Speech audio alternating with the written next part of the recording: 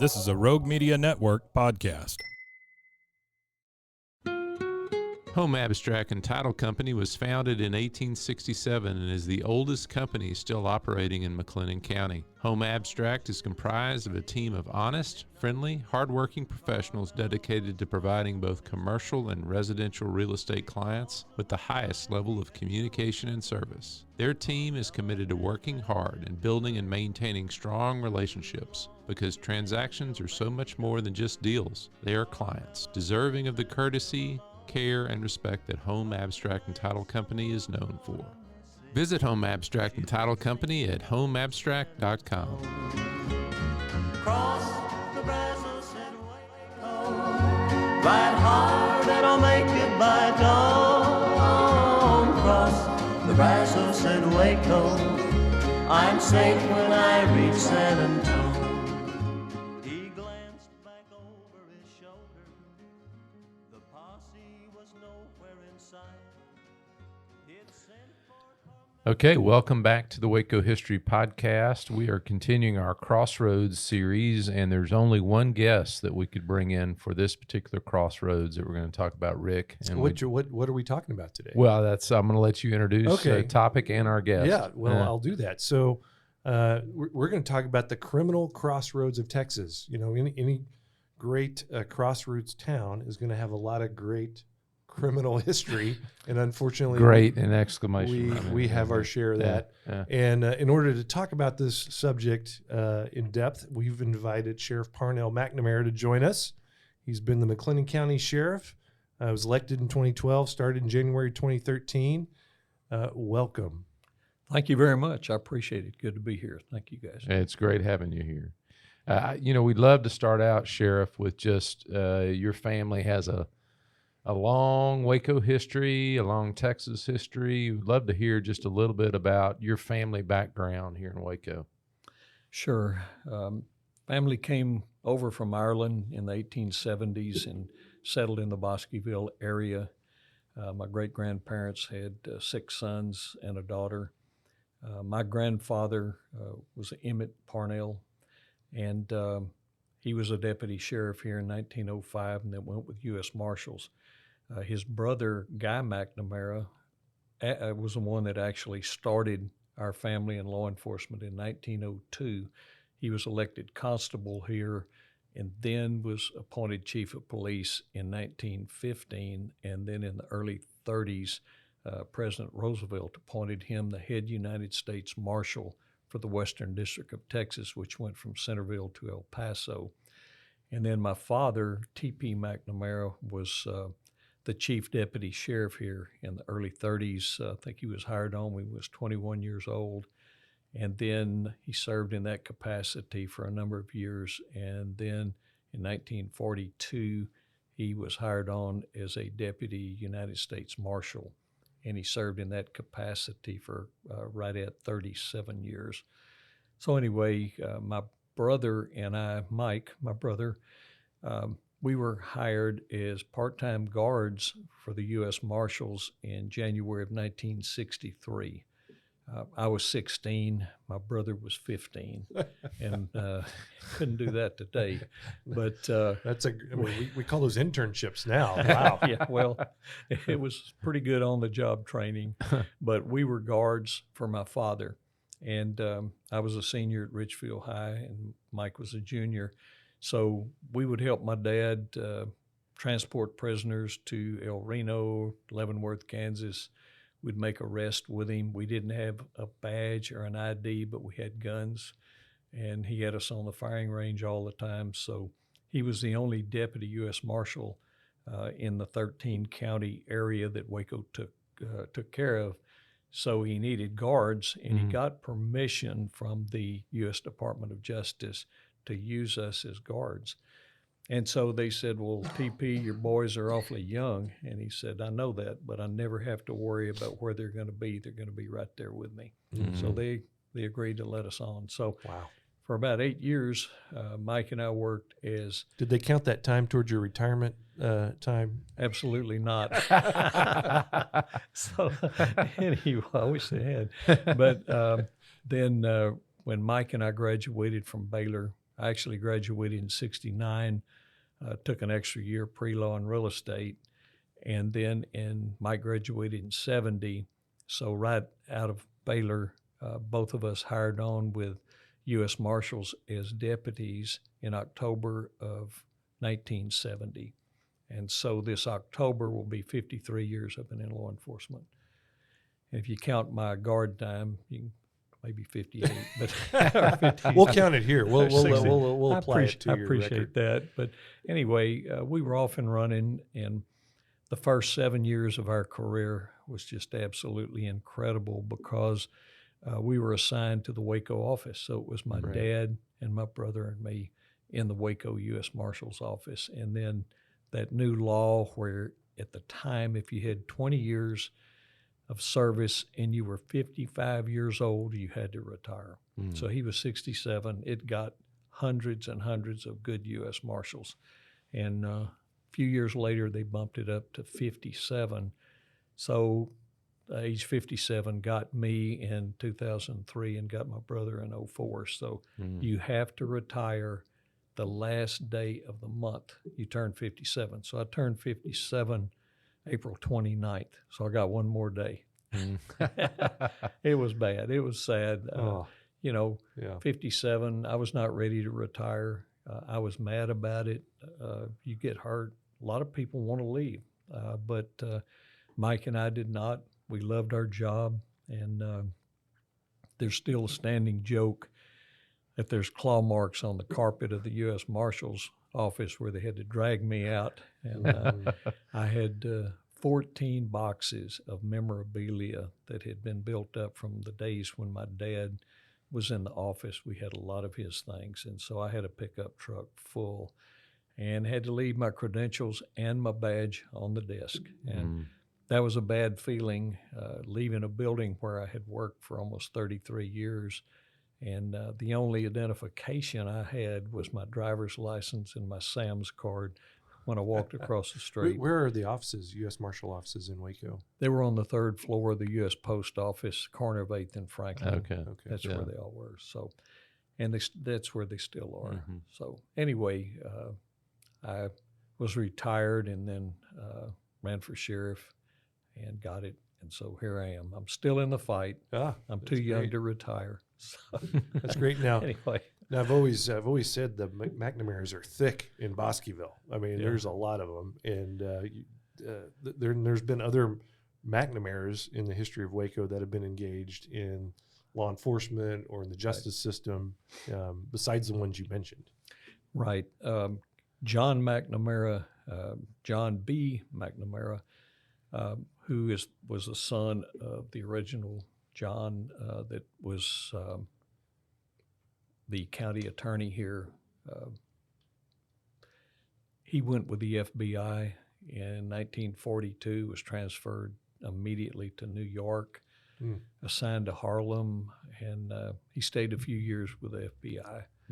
And he went, I believe he hired on the same year, the same month that my dad hired on with U.S. Marshals, and they were first cousins. Gotcha. So there's been, been some other McNamaras in law enforcement. Yeah. Great. Well, tell us a little bit about the sheriff's department. I think most people recognize that you got police departments, you got sheriff's departments, you got constables, you got U.S. Marshals, and so Texas Rangers. Where does in law enforcement, where does the sheriff's department fit in? The sheriff's department is the premier law enforcement agency in the county, and we have broad jurisdiction. We have jurisdiction out in the county and also inside the cities that are in our county. The McLennan County Sheriff's Office, we have close to 500 employees. We now, give or take, we'll have 1,400 to 1,500 prisoners in our two jails. We're serving 4,000 to 4,500 meals a day. And we have a lot of guys out on patrol. And when I say guys, I mean men and women. We have some great female deputies. And we try to have 10 officers on each shift. A few years ago when I was with U.S. Marshals. We worked very closely with the McLennan County Sheriff's Office, and they may only have 2 officers on patrol. Oh, wow. So we beefed that up quite a bit, and we've done a lot of things since we came in, and very seldom do I say I because I'm a spoke in the wheel. I like to say we because it's a team effort. I have a great team in there. But we have initiated a lot of things that weren't being done. We didn't have a narcotics unit to investigate drugs, and everybody knows that drugs and dope is the head of the snake. You know, almost every crime is somehow related. They're either on dope or they're trying to get money for it. And so we formed a narcotics unit.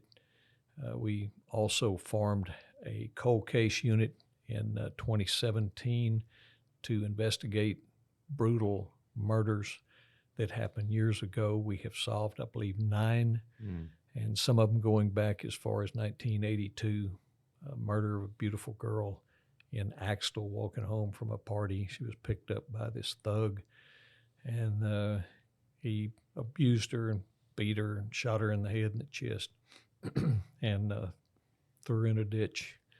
And it was unsolved for over 40 years.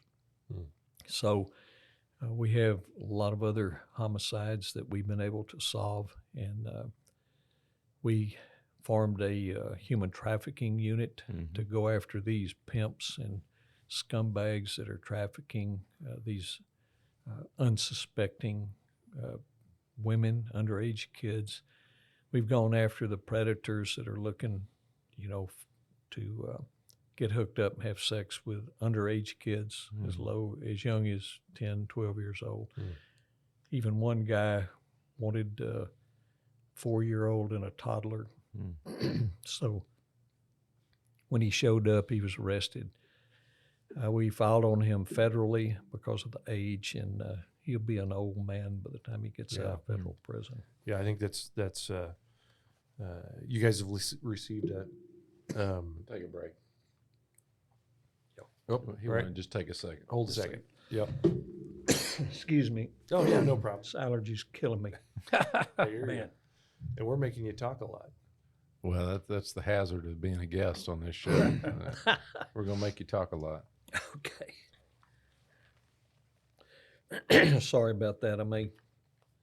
Okay. Yeah, you can call timeout anytime. So I got a follow-up question related to that. You go. Okay. Yeah. So, Sheriff, particularly those task forces and areas of investigation that you talked about, it does seem, you know, this idea of Crossroads about where Waco is in the state. I mean, some of these are moving through human trafficking and narcotics and other things are moving through the county and other places. How is Waco positioned to kind of operate in law enforcement in those sorts of areas? Yeah. Waco is in a perfect position for that. You know, it's 100 miles south of Dallas, 100 miles north of Austin, right on the I-35 corridor, which is the main thoroughfare coming up from the border on up to the northern states. And so we're getting human trafficking coming down, you know, from Dallas, Fort Worth, different places. We've got them coming up from Austin. We've had some of these traffickers bringing girls in from Arkansas. We have tied some of the criminals back to a big organization out of New York. We've had our guys running search warrants with the New York police. We've had them in Las Vegas.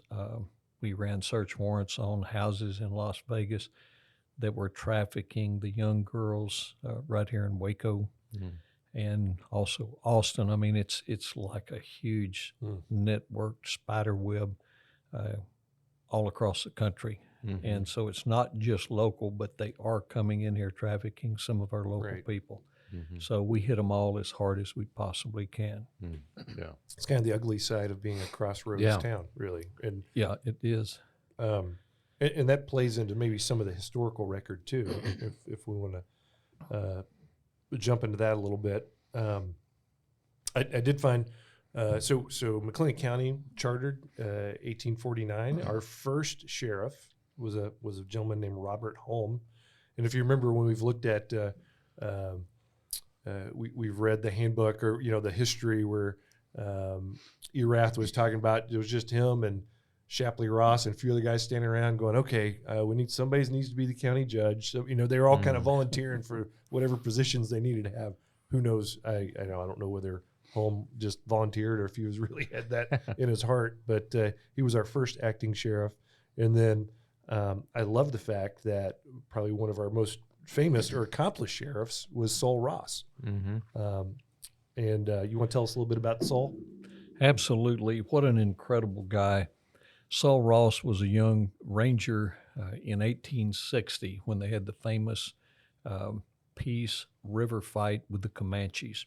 And the Rangers were able to defeat the Comanches, and they recovered a couple of people that they realized were Caucasian. And one of them happened to be Cynthia Ann Parker. And they did not know exactly who she was at the time, but they recognized her because she had blue eyes. And she almost got shot because it was a running gun battle between the Rangers and the Comanches.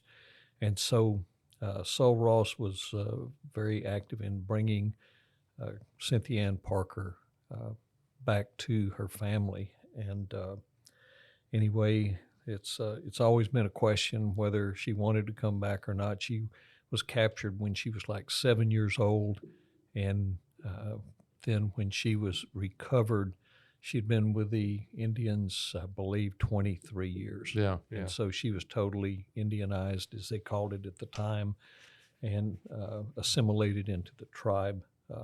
She was married to a warrior named Pita Nakona, and some say he was killed in the fight, some say he wasn't, but her son became a very famous Comanche leader and chief named Quanah Parker.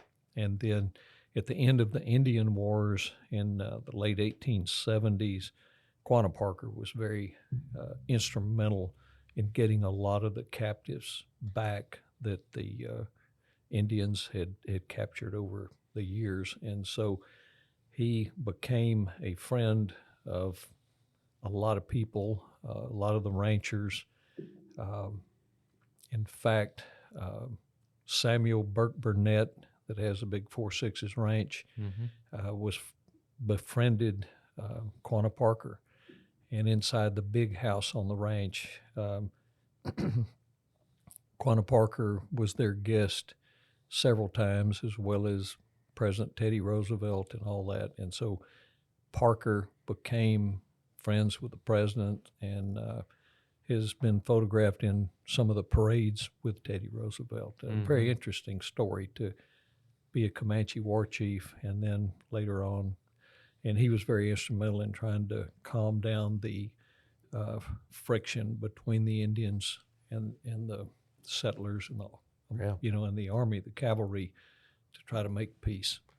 Yeah. He had an impressive life too. Almost the counterpoint to Sol Ross, actually, from the Indian perspective.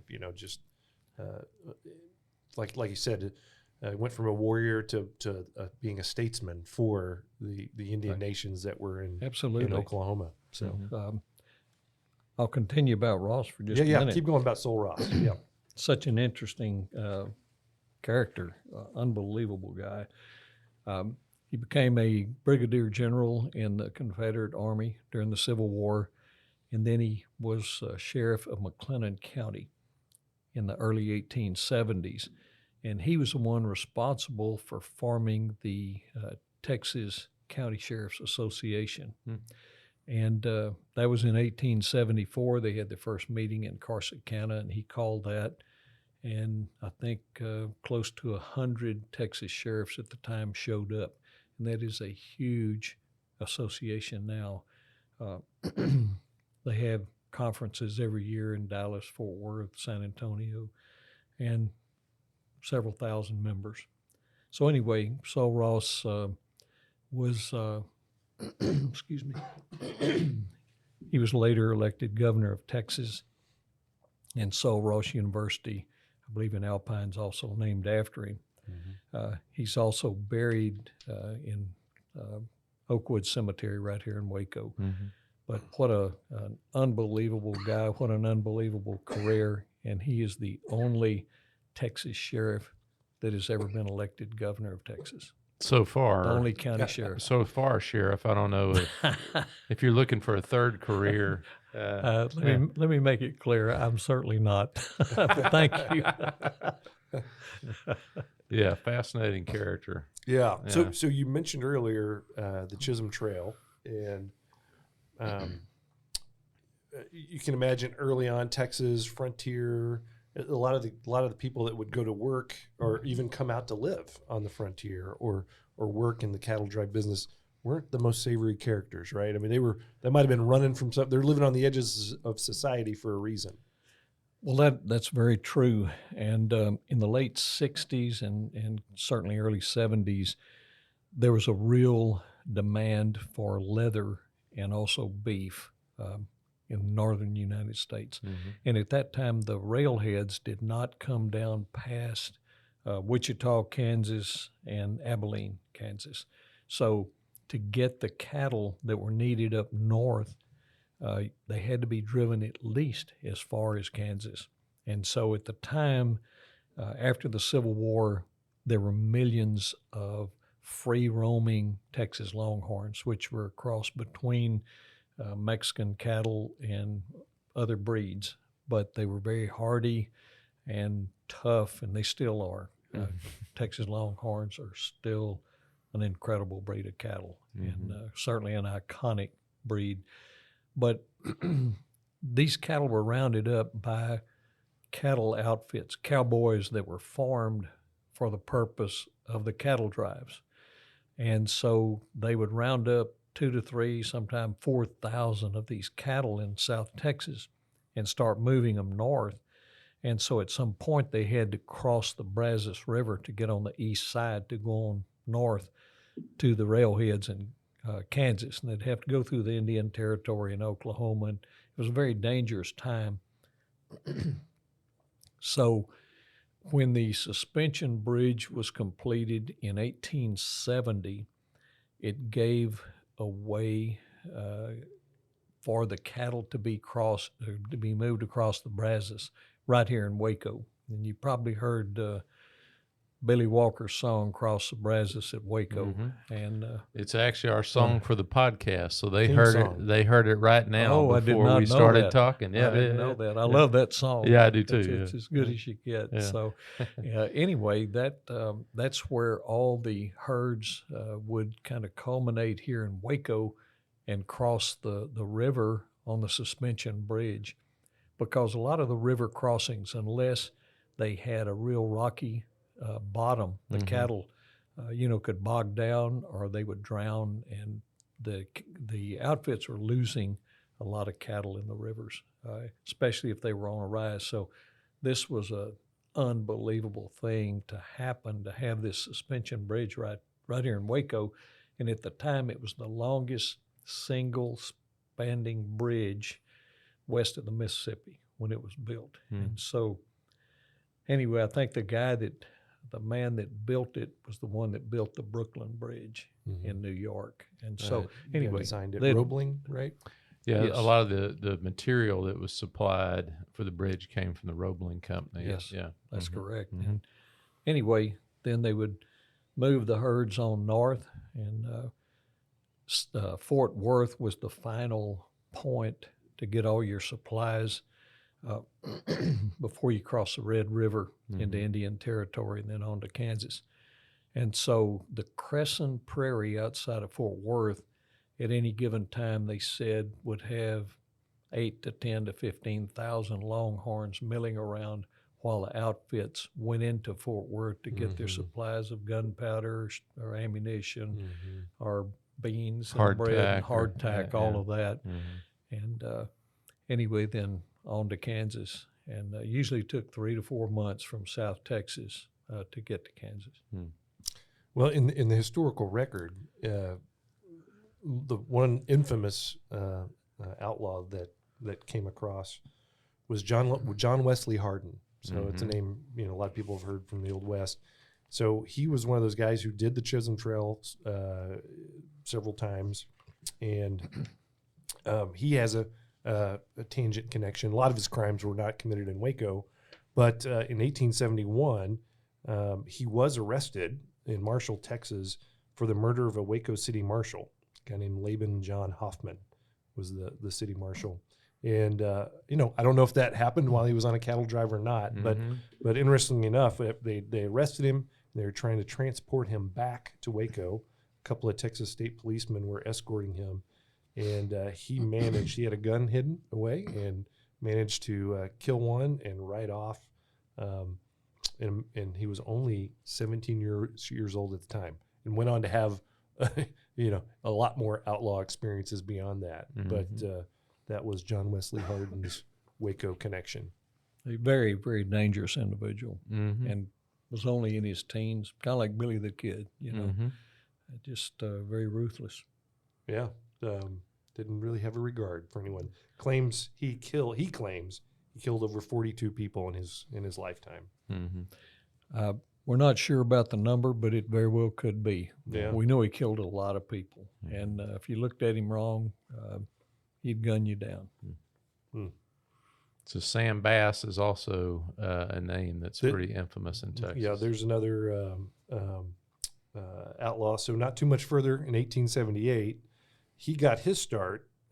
Actually, I found he'd been to Waco in 1875. We talked about on the other podcast about entertainment or competitions in Waco, right? Our sports episode. And horse racing was kind of one of the first big, I don't know, it's not a competition. It's not really an athletic event, so to speak, but horse racing. And the track was out where Oakwood is now, is where the racing track was for horses. So somewhere along the way, a young Sam Bass got his hands on a pretty good racehorse and was going through Texas and winning quite a bit. But like all good horses, they all good athletes, they got a shelf life, and his horse wasn't winning much at some point.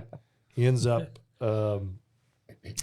forming a gang, and they go rob a gold train coming through Big Springs, Nebraska in 1877, and at the time netted $60,000 in gold coins. That's a lot of money in 1877. That is a lot back then. That would be a fortune today. Yeah. So that probably encourages you to keep doing it, right? If you hit it big the first time, it's kind of like going to Vegas. Absolutely, he was doing something right. Hey, that's not that's not the message we're trying to project. Crime doesn't pay. Well, it kind of did for a little bit, but all good things come to an end, don't they? And so he got chased around. Right? They tried to started trying to rub some stagecoaches and some other stuff. Ended up back in North Texas, and so here's where he crossed through Waco again. He and what was left of his gang were making their way south, and they came through Waco, sure, because they crossed the bridge, everything. But they were gonna knock over a bank while they were here. That was their intent. Now he didn't know one of his gang had already made a deal with the Texas Rangers, and he was supposed to. He was an informant, right? He was an informant. He was going to let them know. Where they were going to be, so they could catch up to him and get Bass. So he's trying to he dissuades Bass from actually hitting the bank here in Waco, but before he leaves, while he's in town, spends his last gold coin from that robbery, that original at the saloon, at one of the saloons here in town. It would be nice to know what saloon that was. Yeah, wouldn't it? Here. Yeah. Yeah. And so July 19th, a few days later, they made their way down to Round Rock, and along the way, his informant in the gang got word to the Rangers, and that's where they had the gunfight that took out Sam Bass in Round Rock, Texas. He also had a cave that he was hiding out in the Salado area, and the cave is still there, and you can go visit the cave. It's almost right downtown in Salado. Oh, wow. So very interesting. I've been in the cave when I was a kid. Did you find any gold coins in there? Did you? No, I didn't find any. He didn't have any left by Ding then. around? He, Well, he bounced his last check. That's my goal. Is the last check needs to bounce. Yeah. Well, yeah, you did time it right. Yeah. Yeah. So, and I'm sure there were a lot more criminal goings on. Sure. In between 78 and our next encounter we'll talk about. But we're trying to talk about the big ones here, the nationally known, or things that were of a greater exposure beyond just Waco. So the next one, Judge Gerald, and this was related to. You explain how these are all related, real quick. Yeah, we talked a little bit about this in the entertainment episode, right? Yesterday, did we talk about A little Judge bit, Gerald? yeah. Judge Gerald. Yeah, and so I don't know what you're going for. How do you want me to connect? Well, he was connected to Brann, so right, he was one of Brann's supporters. Yeah. So explain who Brann was. Yeah, so William Cowper Brann, who is the editor and author of the Iconoclast here in town, which was a nationally distributed newspaper, and Brann was famous nationally, sometimes controversial locally, because he sometimes liked to attack.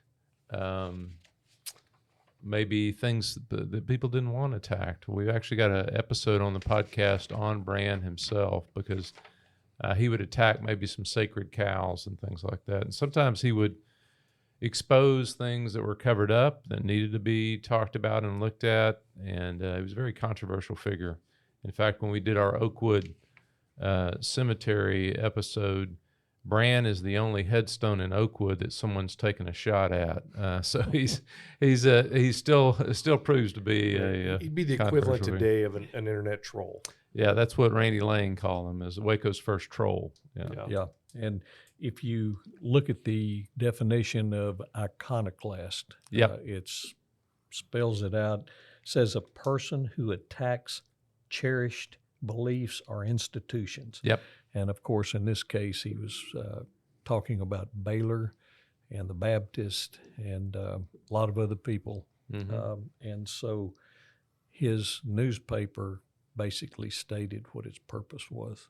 Yeah. Yeah, and some of that needed to be, some of that is a good thing. Right. Yeah. Right. We all need accountability, but depending on who you ask. It's on how you do it. So to set the stage, Brann had ignited some fervor by won't get into the whole details of what that was about, but he'd been recently kidnapped by some male Baylor students who were wanting to defend the honor of their college and the females at their college, and they had threatened to tar and feather him. That didn't work out. They roughed him up a little bit.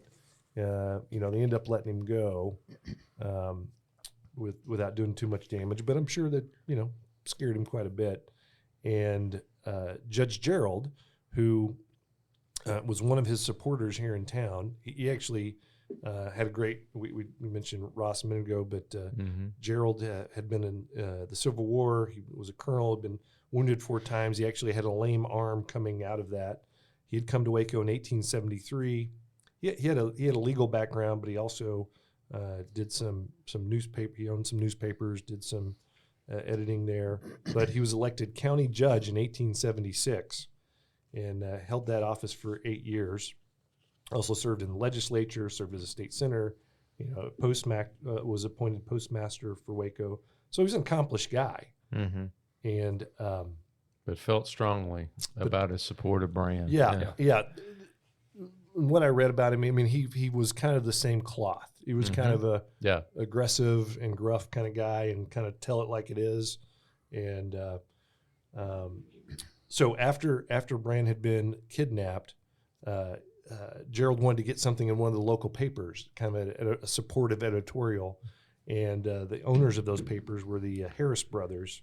And somewhere in there, the Harris brothers wouldn't print what he'd sent, and he wanted to get it back, and that led to a conflict. Yeah, a shootout between Gerald and the Harris brothers, and Gerald loses his lame arm, so he gets shot, I guess, in his lame arm and has to lose that, and the Harris brothers don't survive the encounter. Exactly. Let me back up just a hair. Yeah. Fill in some gaps. Before the shootout, I believe it was Tom Harris and Judge Gerald had a fist fight on the street, and Gerald got whipped, and so he was pretty mad about it. So he started handing out circulars. He only had one hand. He only had one arm, to be fair, right? You're Okay. fighting a one-armed guy. Yeah, exactly. So anyway, he was handing out these flyers calling Harris a liar, a coward, and a cur, and challenged him to a duel in the middle of the street. And so that's what led up to the gunfight. He had gotten his you-know-what whipped, and so he was mad about it. So here came both Harris brothers, and they came out second in the gunfight, and that's never a good thing. But both of them were killed, and Judge Gerald was wounded. But it started with a fist fight where they beat up the judge, and I guess, he was an underdog because he only had one arm, and they took advantage of that. So anyway, that's kind of what led up to the gunfight. But then reelected as judge in the next election. Absolutely. How could you not reelect him? everybody, I'd vote for him. Yeah. So ironically, I mean, we're sitting in the 20th floor of the Alco building, looking out the window. Right next to us is 3rd and Austin, which is the scene of that gun battle. So we're right here. One of the quotes, and I don't, if I remember the play-by-play of the fight.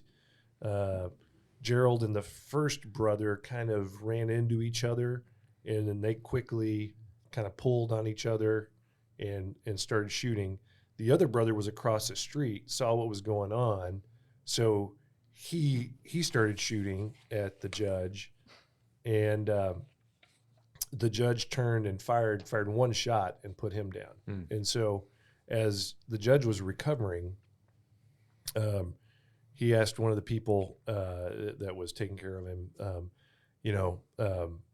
don't remember that Harris brother's name, but, where did I hit him? And they said, well, you hit him right in the throat. And, that killed him. And he goes, well, I was aiming for his head. So he was a little disappointed in his shot placement. Yeah. So. Yeah, I could see the election posters now. Yeah. I was aiming for his head. You mentioned Brann. So the Brann shootout takes place nearby. I mean, just over at 4th and Austin, and there is a historic marker there that you can see, kind of on the side of the city building, or the WISD building there on Franklin, that kind of marks near the location of that shootout.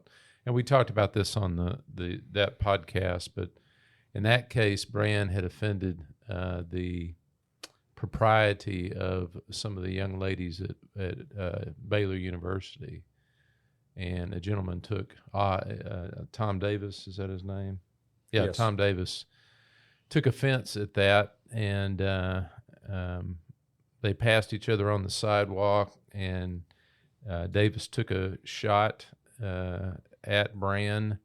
Brann turned and fired at Davis, and they both were mortally wounded in the shootout and passed away there.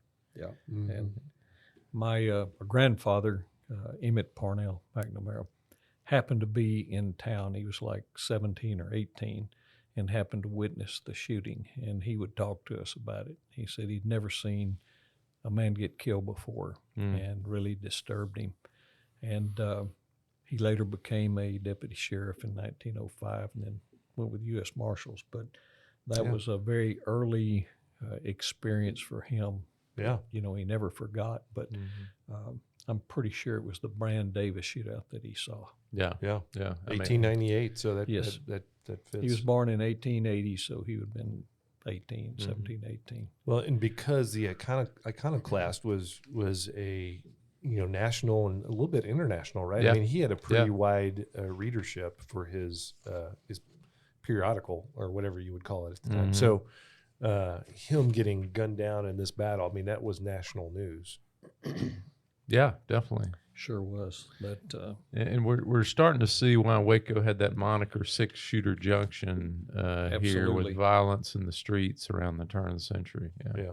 absolutely. And at the time, apparently, dueling in Texas was legal, or at least they didn't think much about it. Two men walk out in the street, they have a gunfight, one of them doesn't come back, and it was okay. On my grandfather's deputation papers in 1905, he had, in his oath of office, he had to swear that he had not been involved in a duel with deadly weapons or acted as a second in a duel, nor had he carried a challenge to a duel, which if he had meant that he'd kill somebody on the street in a duel. And so that was in 1905, and then he was deputized again under a different sheriff in 1916, and that is even on the oath of office in 1916. Wow, that's Yeah, amazing. I've got both of them. I got one right here, but I have both of them on the wall in the office. But it's just very unusual to see that. So I wonder when that fades out. I mean, that surprises me in 1916. Yeah. I wonder when that fades out as a practice. And actually, you offended me earlier, Rick. So I don't know if you'll be my second sheriff. I'm done. All right, whatever you want. Okay, so that gets us into the 20th century. I think the McNamara clan has some interesting, and you got to be careful when you say this. When you say someone has an interesting connection to the reservation, Yeah, well, yeah. but I'll let Sheriff explain. At the time of the reservation, which had gone on for many years, it was a 2 or 3 block square area on 2nd Street. It was the red light district. It's where all the prostitutes plied their trade, so to speak. And it was regulated by the police. And the girls were registered. They had health cards. And it was patrolled very carefully. And so Guy McNamara became police chief in 1915. So in 1917, the government decided to bring a military base in called Camp MacArthur. And the only way that they would bring the military base in and the air base, which was Richfield, was if the city shut down the red light district. So that fell on Guy McNamara, the chief of police, and John Dollins, who was the mayor. And so Guy McNamara put out a decree that all prostitutes had to vacate the city limits of Waco by dark on Saturday. And if you read any of the newspaper articles, that's what it says. You have to be out of town by dark Saturday. Didn't have a time, but just dark, whatever that was at the time. And any prostitute found within the city limits after dark was going to be arrested and prosecuted. And that's the way it was explained in the newspaper article. So they shut the red light district down, and World War I was raging, overseas. And so the U.S. had just gotten involved in the war, and they needed military bases. And so they brought in Camp MacArthur and also Richfield. Yeah. And so, but that's what had to happen in order for them to bring the bases in, because they didn't want the soldiers. They knew what would happen, But so it wasn't really necessarily for higher morality reasons. There were some practical reasons why they didn't want to. Syphilis was the main reason. Yeah, that was a big problem back then. Yep. Yeah. And there was never prostitution in Waco again. Dream on. We're dealing with it practically every day. It's kind of ironic that, here, I'm in law enforcement here, 105 years, 106 years later, we're still dealing with it, but maybe on a little different level. So anyway, it's The heart of man. Yeah, exactly. The kind of a turbulent time, the early part of the 20th century. There's lots of challenges. I think Waco's starting to see an economic decline. There's greater social unrest, and one of the events that happened were It was a riot out in Lorena. Yeah, so there's a revival of the Klan, which kind of arose post-Reconstruction in the South and then kind of died out. It's back in the 1920s. And as part of that locally, there was a large parade staged in Lorena. About 4,000 people turn out to watch the Klan march through Lorena there, and where they're confronted by the local sheriff. Yes, in 1921. Mm-hmm. And so I think the sheriff, Bob Buchanan, asked the leaders to identify themselves. They refuse. They continue to march. Buchanan tries to unmask one of the leaders of the Klan, and that's when gunfire broke out. And Buchanan had 2 deputies with him, Sheriff, and you were talking about Red Burton, who was one of the deputies that was with Sheriff Bob Buchanan at the time. absolutely. Red Burton was a very really wonderful lawman. He was later on a Texas Ranger, and then he was chief police of Waco. And I had the honor of meeting him in the late 60s. I believe it was 1968, and I have a picture of my brother Mike and me with Red Burton. And of course, he was a elderly gentleman at the time, but my dad was a good friend of Red Burton's, and he would always talk about what a tough, good lawman Red Burton was, and also what a good lawman Bob Buchanan was. Those guys were fearless, and they were facing a crowd of several thousand. And at one point after the fracas, after the shooting and all, it's pretty well documented that Buchanan and Red Burton and maybe another officer or two had to take refuge in a drugstore there in Lorena because the crowd was going to try to kill them all.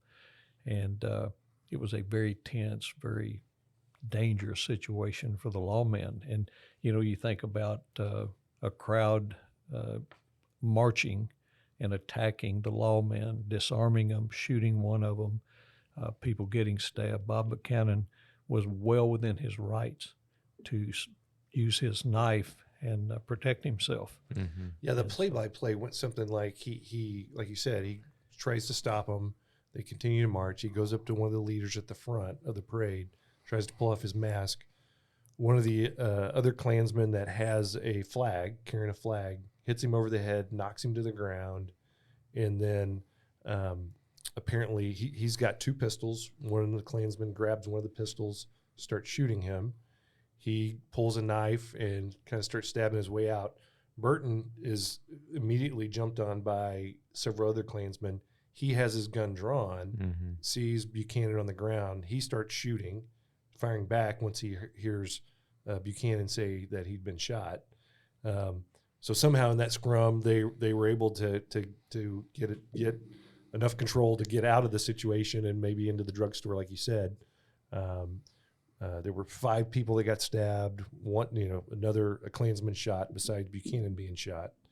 He was shot under the arm. And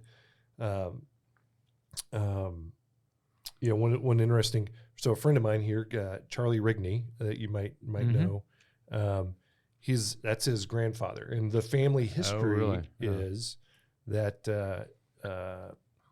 that the family's always looked for that second gun to show up somewhere, so they could find out who it was that took the gun. That took the gun and shot him. And to date, they have not recovered that gun.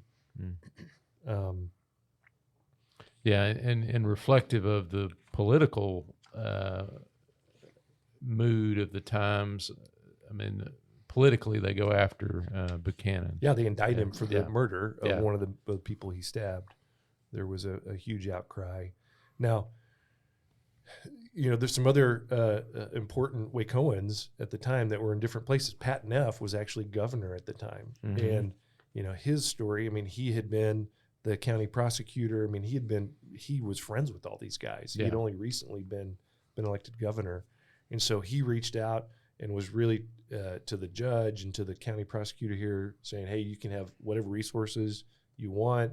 He ends up providing the Texas Rangers to be bailiffs for the court proceedings because of, you couldn't have the sheriff's deputies couldn't be the bailiffs. And some, his political opponent was a constable, so the constables couldn't be the bailiffs. So the compromise was to bring in the Rangers.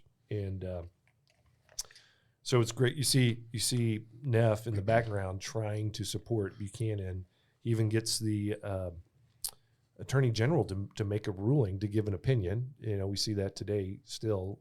The Texas attorney general give an opinion on whether you should be able to allowed to wear a mask in a parade. And he came back and said, no, you according to the Texas Constitution, you shouldn't be able to do that. I was thinking of a modern equivalent for this. Yeah. And I think we've seen that recently with something like Antifa, right? These groups that want to hide behind a mask and go out in public and create havoc, create mayhem, intimidation, change public opinion. It's very similar. Yeah. Really is. Yeah. So state support, but also local support. Another McNamara comes in, the John McNamara that you mentioned earlier, sheriff, as a supporter. Yeah, his bond, he had to get bonded out of jail, and some of the supporters were the mayor, John Dollins, John McNamara, the former county attorney, and the former sheriff, came in support of Buchanan when he had this huge public outcry against him. So, there was a lot of sympathy toward the Klan at the time, and that was a sad part about it, because you had those supporters in the Klan against law enforcement, and so Buchanan really had his back to the wall, with these charges on him. Yeah, and just so you'll know, the popular support of the Klan dies out in the late 20s. I mean, it burns fast and quick, and then they're gone. Yeah. Very interesting, very brutal time there. Yeah. Really. Yep. Okay, here's a couple that live in infamy even today. And, a lot of folks don't know they have a Waco connection. Yeah. Modern legend. So Bonnie and Clyde have a huge Waco connection. Yeah, so a couple of times. So Clyde Barrow is arrested in town in 1926, and as a juvenile, spends a couple of days in jail. He's arrested again in 1929 and let off the hook then. And then he's arrested. Well, he's transferred in after another arrest into McLennan County Jail on March the 3rd, 1930, pleading guilty to 7 charges that included the theft of William Cameron's car. I bet that was a nice car. I'm just thinking. I'm sure it was. Well, and I remember reading somewhere, one of the things that made the Clyde's gang successful is they would steal nice cars with big engines. They knew the value of the getaway, and so I could see them being drawn. I'm sure Mr. Cameron had a very nice vehicle. Oh, absolutely. And when Ford came out with the V8, that's what their car of choice was, because it could outrun almost any car on the road. And I believe that either Bonnie or Clyde wrote Ford a thank you letter. They were taunting police, and they were just on such a crazy spree, murder spree. But I've always heard that.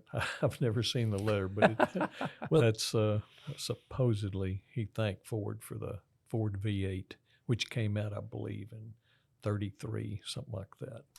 And similarly, they would arm themselves in ways beyond what the normal law enforcement had. Yeah, they broke into armories at National Guards stations, or in the Midwest, and would get B8 bars, Browning automatic rifles, Yep. which shot a big 30-06 round and could go automatic. Yeah.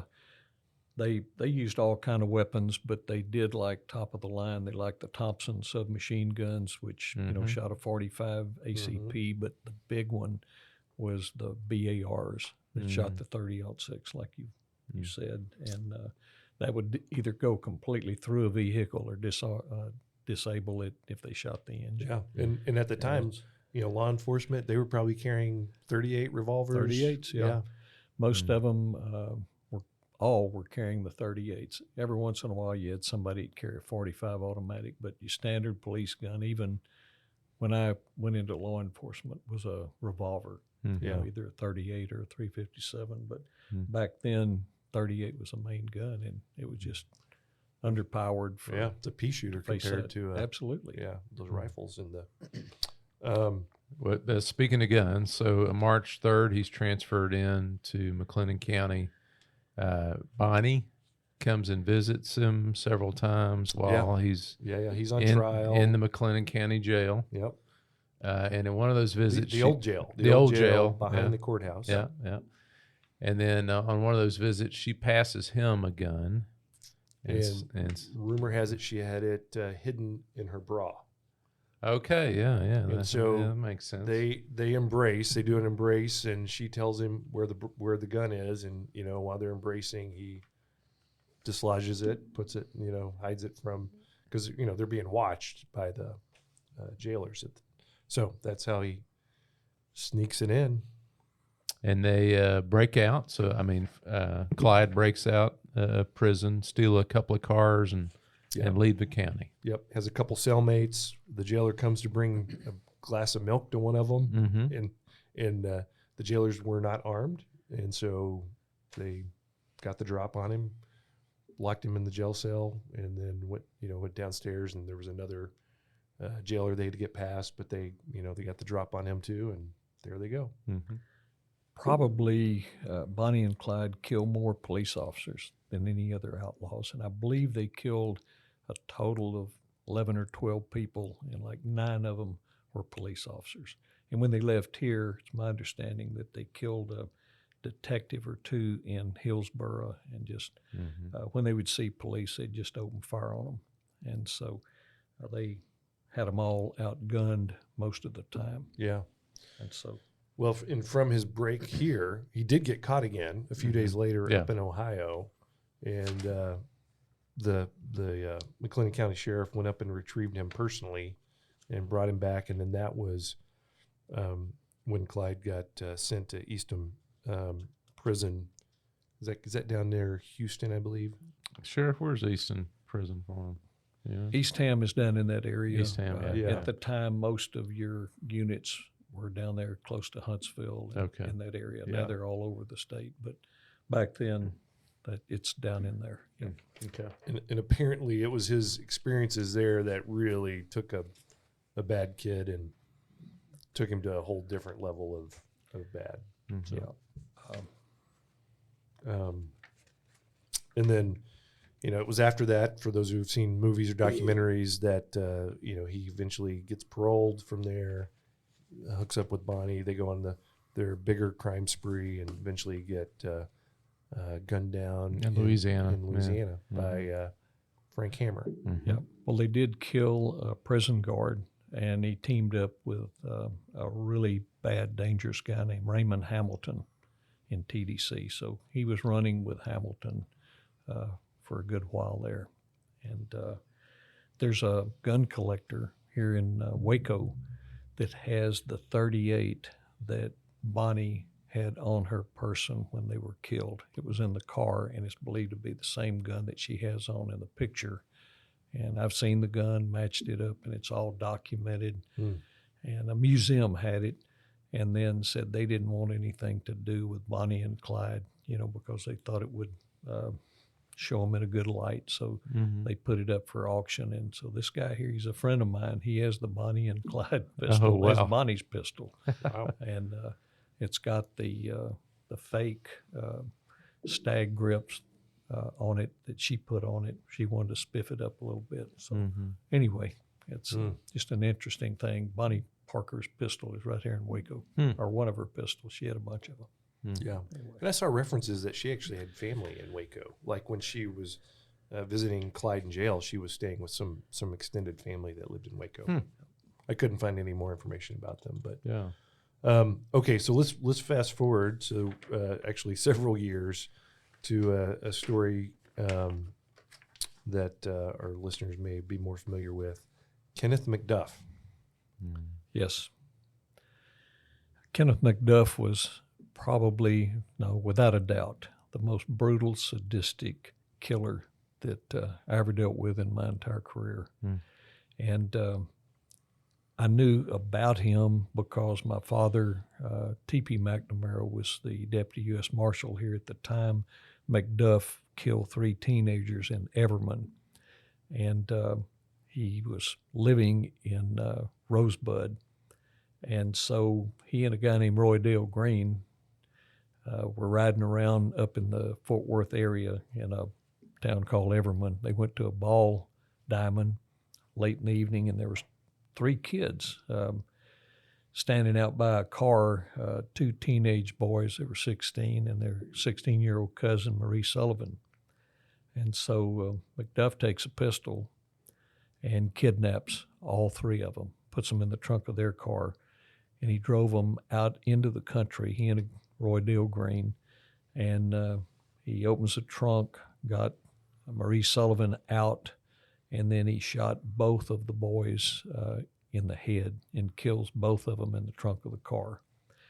And he backs the car up into a fence on a gravel road. Then he takes Marie Sullivan to another location where he horribly brutalizes this little girl.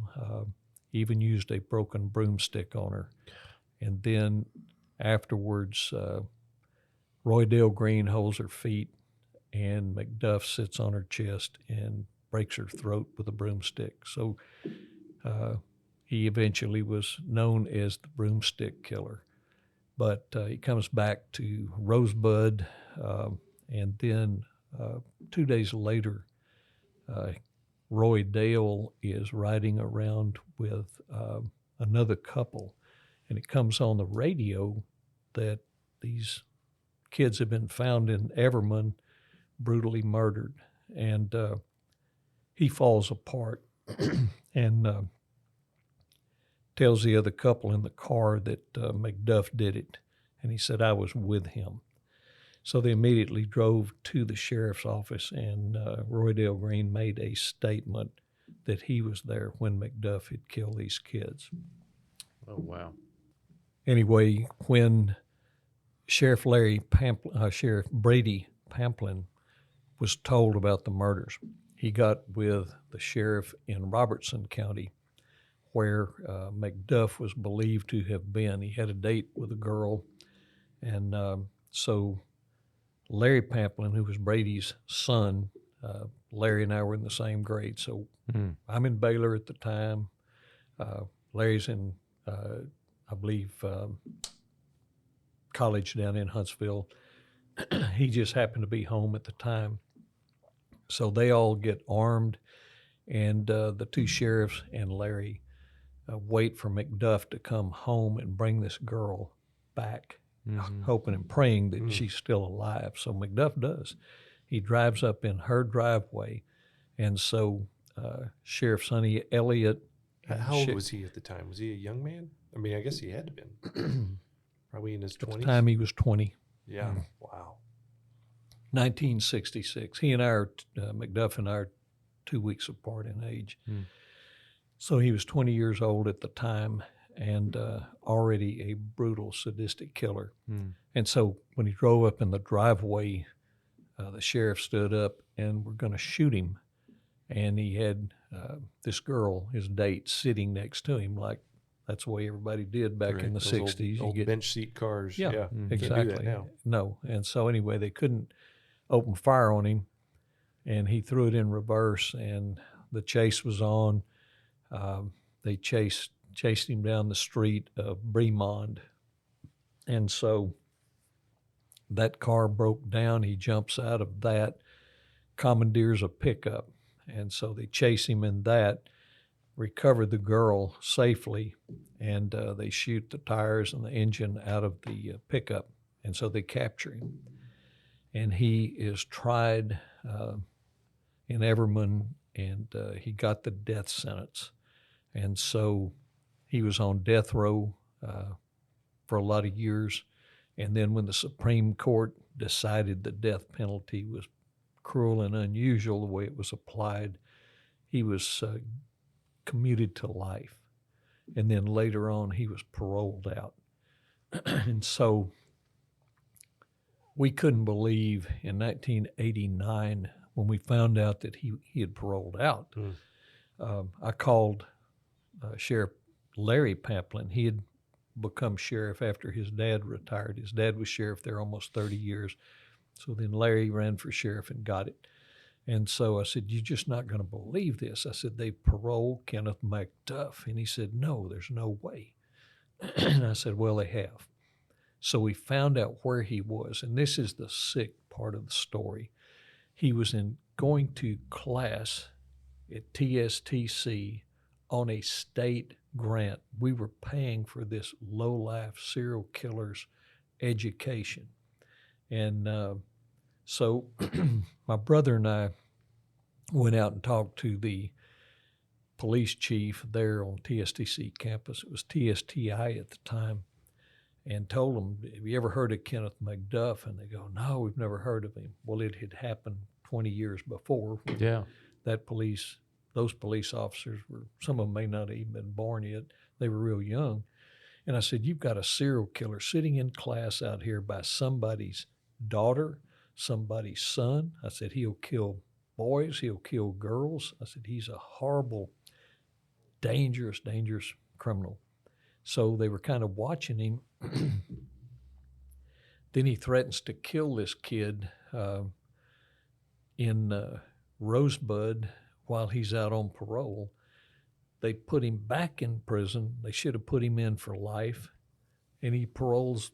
They release him 3 months later after he threatens to kill this other kid, knowing he's a triple murderer. So he's right back in Waco. And so anybody that was in the Waco, Texas area from 1989 until we caught him or got him caught in 1992 passed McDuff on the street.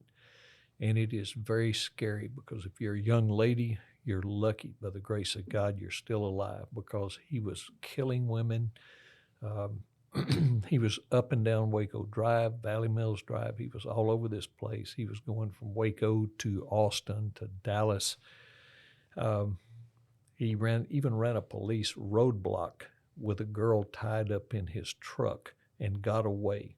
And we found her 7 years later buried on a creek bank on 933 out toward Golson. He just absolutely was pulling these girls off the street wherever he could find them. Poor little Melissa Northrop working at the Quick Pack on I-35. He went in there. She was working the midnight shift and kidnapped her, took her to Dallas, brutalized her and killed her, threw her in a gravel pit. She was recovered 2 or 3 months later.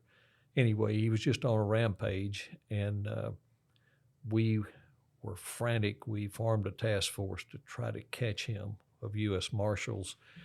We had police officers of all kinds, deputy sheriffs, Waco police, and we had our helicopters up every day, and we had the Rangers involved. We had the federal agents at ATF. I mean, it was an incredible effort. We were trying to catch this guy before he killed more people. And so we realized after about 3 or 4 weeks of really, really big, intense manhunts all over, not just the county, but the state, that he was not here, because we were arresting his cohorts. One guy got 5 years federal time for having 122 bullet that was his friend. So we were hitting these people really hard, and we knew that if they knew where he was, they would turn him in. And they told us that, said, "We can't fade the heat for this guy." So anyway, we reached out to Unsolved Mysteries, that program with Jack Palance, and then we reached out to Unsolved Mysteries with John Walsh. America's Most Wanted. Yeah. And sent all the information on McDuff to America's Most Wanted and Unsolved Mysteries. So they aired Unsolved Mysteries on Wednesday, America's Most Wanted on Friday. We got a call Monday from Kansas City, U.S. Marshals and police, said, we think he may be up here. And we think he may be a guy named Richard Fowler that's driving on a trash truck. And some of his co-workers saw the series on him and said, man, it's got to be him. And so anyway, we sent fingerprints immediately to Kansas City. And they called back in about an hour and said, it is him. He is up here. And we couldn't believe it. We had probably 50 or 60 lawmen in the U.S. Marshal's office here on all these different teams trying to find him. So I can't tell you the feeling when we got that call. We called everybody in. I mean, there were people screaming, lawmen, some of them are crying, going, my gosh, we got to get him. And so they set up on him. He had a trash route and very appropriately working on a trash truck. And not to disparage them, but he was a bigger piece of trash than anything they were hauling. And so anyway, they set up on it and he was arrested. And then they called us and said, we got him. So they sent a U.S. Marshal's jet from down to pick us up. And so I took 8 or 9 other officers with me, U.S. attorneys, ATF guys, took a ranger, took Austin Homicide, took narcotics guy from Temple, just right there on the street. I said, go with me to Kansas City tonight, go with me. And nobody turned me down. And so we flew in there and interrogated him that night. And of course, he wouldn't up anything about anybody. He was laughing about stabbing people in prison, and hey, he held his knife, and the other guy, hey, he held his knife, and he had the reach on him, and he was just a brutal, cold-blooded guy. And we started quizzing him about where he was on Christmas Day, which is the day that he kidnapped Colleen Reed, the beautiful little girl washing her car down there in Austin. And he said, I don't know where I was Christmas. And I said, sure, everybody knows where you were Christmas Day. And he said, not me. I said, yeah, you do. Let me refresh your memory.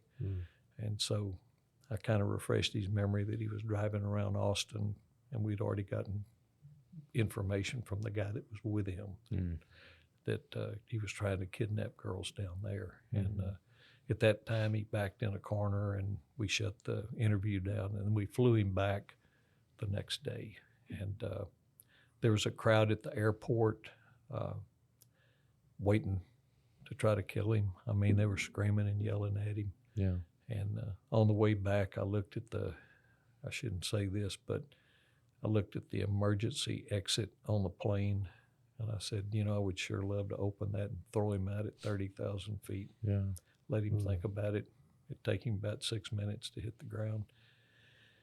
Anyway, so we got him back to the federal courthouse, and there was another huge crowd there screaming and cursing him. And so there's a very famous picture. I say famous, it went nationwide, and it's a U.S. Marshal holding the crowd back with a machine gun, and my brother and I walking behind him, having to protect Kenneth McDuff, taking him into the courthouse.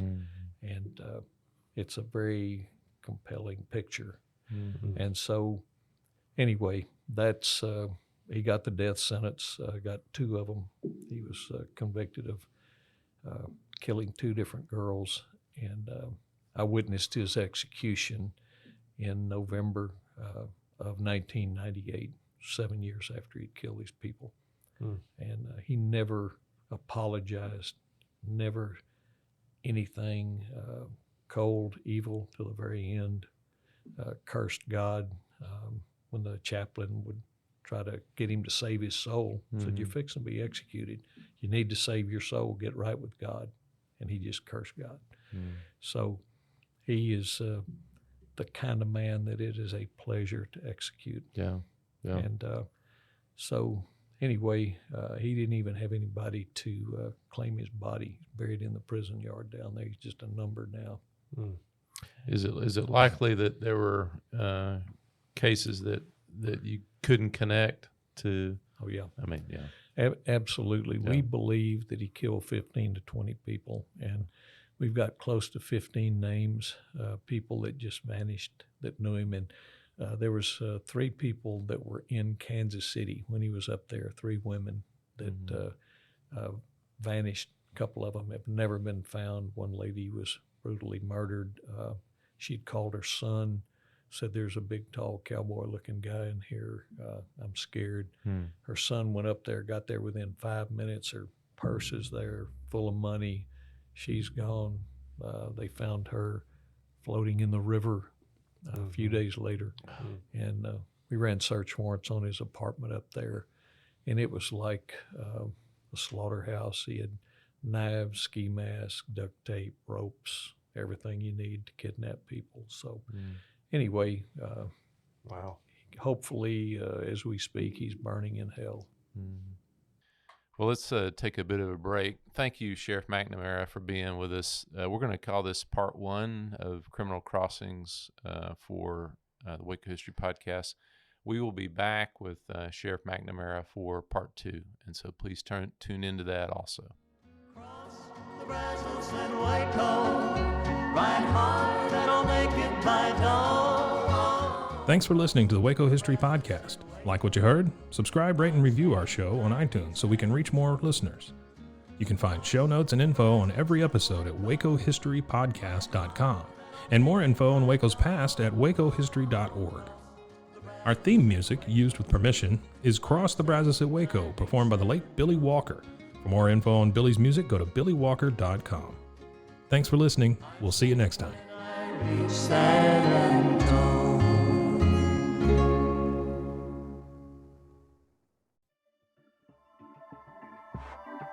This has been a Rogue Media Network production.